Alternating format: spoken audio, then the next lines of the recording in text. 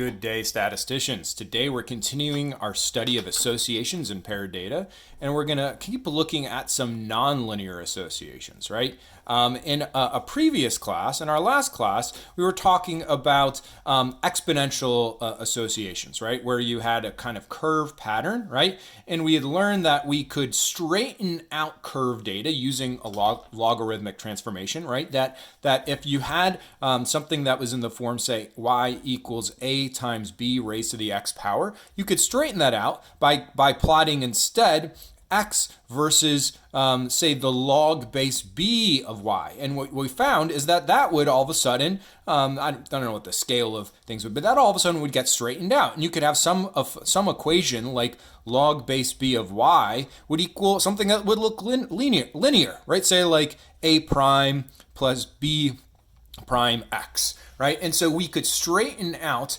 this data that had an exponential association using a log and come up with something, find a linear relationship between the log of y and x, and so that we could fundamentally, something that would transform backwards into an exponential function to model the association that we saw there. And in class today, right? In class today, we're going to talk about a different type of nonlinear association. This time we're going to talk about a power model, right? Or when there's a power relationship between two variables, right? And what do we mean by a power model? Well, but just to give you a couple examples off the bat, right? Power models could look like something like y equals x squared, right? That's something really simple. That's something that we had learned like in Algebra 1, Algebra 2. But even y equals, say, something like 1/2 x cubed, y equals the square root of x would be a power model, right? Or y equals, say, 5 times x raised to the 7/9 power, right? All of these guys are different type of power models. And what makes a power model a power model? Well, it could be written in this form.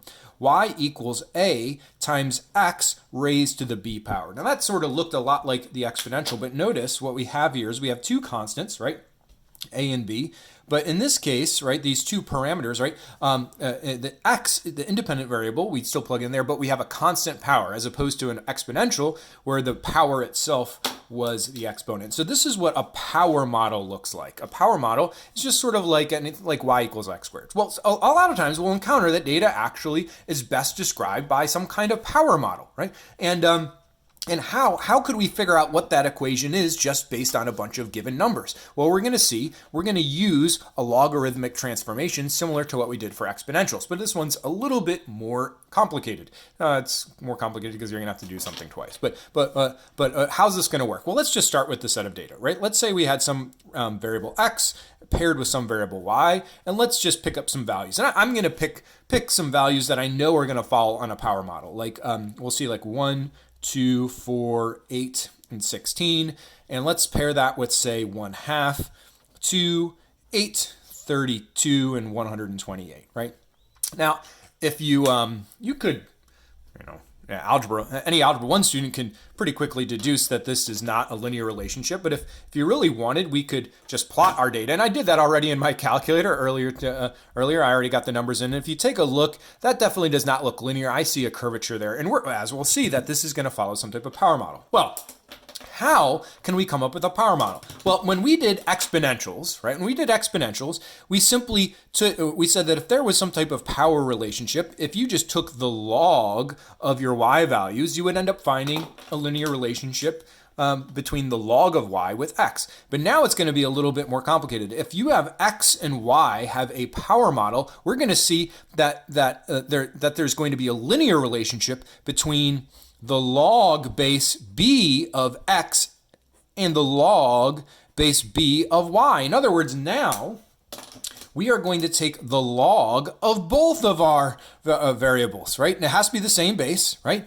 It doesn't matter what that base is, but it has to be the exact same base. And what we'll see is that if we take the log of x and the log of y, we'll end up having, if the data has a power model, end up straightening it out. And then we can use the least squares regression line, say, that our calculator can calculate to come up with a linear relationship between, say, log base b of y that'll equal some kind of like a prime plus b prime log base b of x, right? So that that this still follows that sort of traditional constant plus a number times a variable kind of format of a linear equation. We can come up with an equation that looks like this that are essentially equivalent to a power model. So let's see that in practice here.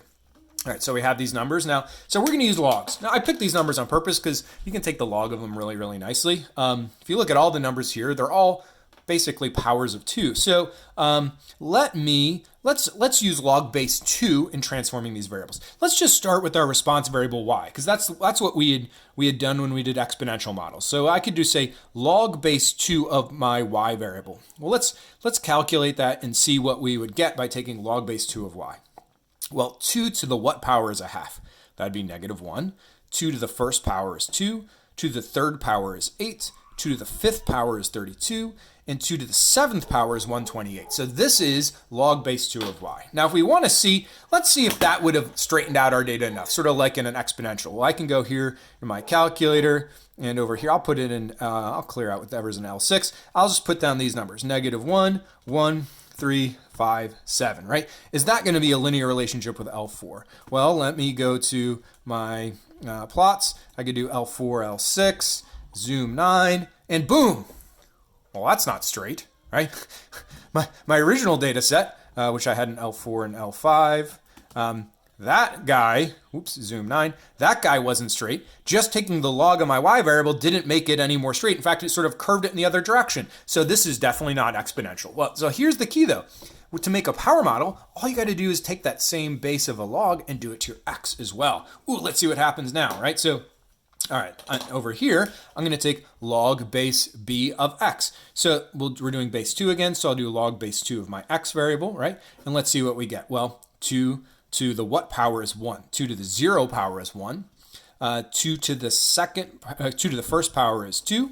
2 to the second power is 4. 2 to the third power is 8. And 2 to the fourth power is 16. So now, let's check this out. Now what I want to focus on is just the log base 2 of x and the log base 2 of y. What does that look like? Well, I can go on my calculator now, and I'm going to put over here, I'll put it in L3. I'll put in the log base 2 of these things. So this would be 0, 1, 2, 3, 4. Now we should see a linear relationship between what I have here in L3 and L6 just by accident. So I'll go to stat plot, I'll go to L3, I'll go and put in L6, I'll zoom 9, and shazam. Man, that looks like a line if I ever saw one, right? And we could come up with a linear equation to relate what I have here in blue to what I have here in red. How can I predict the red from the blue? Well, let's see. Well, let's see. Let's see. What's the slope? If this is linear, it should have a constant slope. So this goes up 1, right? Up 1. This is always going up 1. And what's this always going up by? Well, this is going up 2, up 2. Up 2, right? Up 2. So then I should see that the slope of this linear equation should be positive 2, right? So I can say I've got a positive 2. So it'd be positive 2 times the log base 2 of x, right? And what's the y-intercept of this? Well, the y-intercept, I know when I plug in 0, I get -1. So this should be -1 plus 2 log base 2 of x. And what should that equal? Log base 2 of y. Log base 2 of y, right?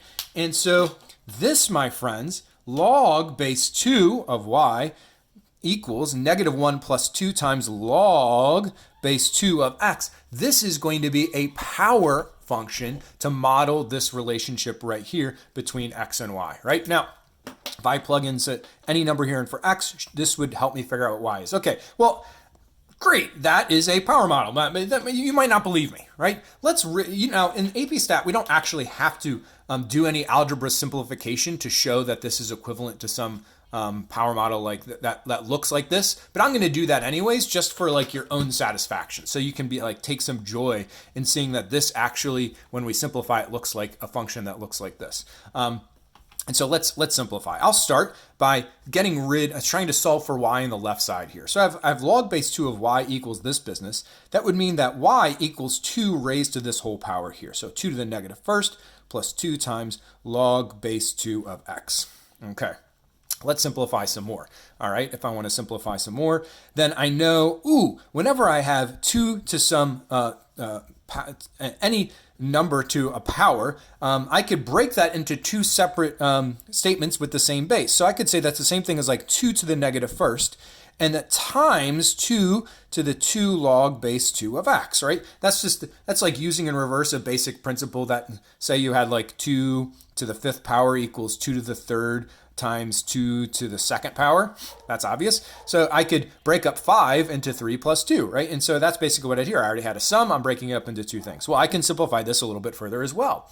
2 to the negative 1st power, that's just a half, right?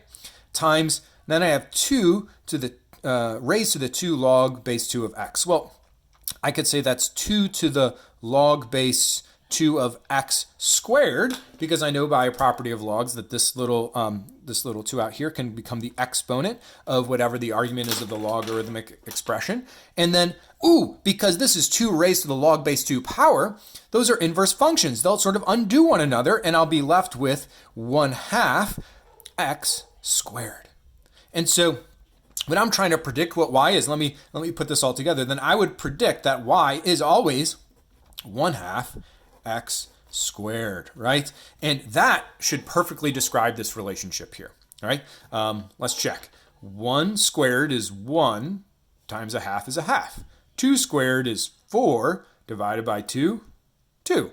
4 squared is 16 times a half is 8. 8 squared is 64 times a half is 32. 16 squared is 256. 256 times a half is 128. Yes, great success. This was our equation, right? And if you couldn't just see it with your eyes, this logarithmic transformation worked for us. Now, of course, in this situation, there was a perfect curved association between x and y. And so we could deduce it very easily just by hand, just by fooling around. Now, most of the time, though, we won't encounter data sets that are perfectly associated this way, but the method will be the same. We'll take our data set, we'll take the log base b of x and the log base b of y. Doesn't matter, usually I'll use natural log. I'll then do least squares regression on that, check to see if that plot looks linear, and I can come up with a linear equation using least squares regression, and then this will be my power model. If I really wanted to, I could always use algebra to simplify it back to look something like this, but you don't have to. Something like that would always be satisfactory. Okay, guys? All right, so in our next video, we're going to take a look at a more practical example where we actually have data that is imperfectly related, but definitely related by a power model, and we'll come up with a power model equation like this to see the relationship between the variables. Okay? All right. I'll see you in the next video.